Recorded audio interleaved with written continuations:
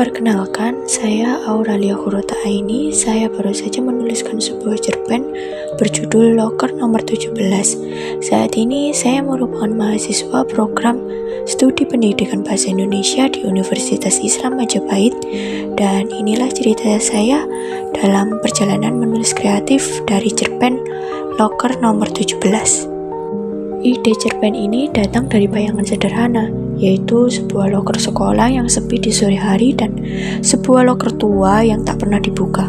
Saya membayangkan bagaimana jika loker itu menyimpan sesuatu yang tak terlihat, bukan barang, tapi mungkin suara. Dari sanalah cerita ini terbentuk. Saya menciptakan tokoh Lana sebagai gadis yang tenang dan peka, yang cukup berani untuk berhenti dan mendengarkan sesuatu yang tak biasa. Saya ingin konfliknya terasa pelan tapi dalam, dibangun dari rasa penasaran dan kepedulian, bukan dari ketakutan. Proses menulis cerpen ini mengalir perlahan. Saya menaruh perhatian besar pada suasana karena menurut saya kekuatan cerpen ini justru ada di keheningan dan ketegangan halus yang tidak terburu-buru. Namun setelah saya serahkan naskahnya, saya mendapatkan catatan dari dosen. Awalnya saya merasa ragu, tapi setelah direvisi saya justru sadar bahwa masukan itu membuat cerita saya lebih utuh dan rapi.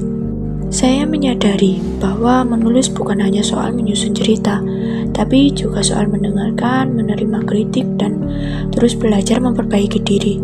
Revisi ini membuat saya lebih menghargai proses, dan cerpen ini mungkin tampak sederhana, tapi bagi saya ia merekam perjalanan emosional dan kreativitas yang tidak singkat. Loker nomor 17 bukan hanya kisah misteri, melainkan juga tentang keberadaan, tentang suara-suara yang tidak terdengar, dan tentang harapan sederhana untuk dikenang. Semoga pembaca bisa merasakan hal yang sama, bahwa kadang kita hanya butuh berhenti sejenak untuk mendengarkan.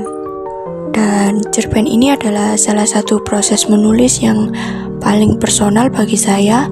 Melalui kisah Vino dan Lana, saya belajar bahwa cerita bukan hanya sekedar fiksi, melainkan jembatan untuk memahami manusia, termasuk diri sendiri. Dan saya bersyukur telah diberikan kesempatan untuk menuliskannya.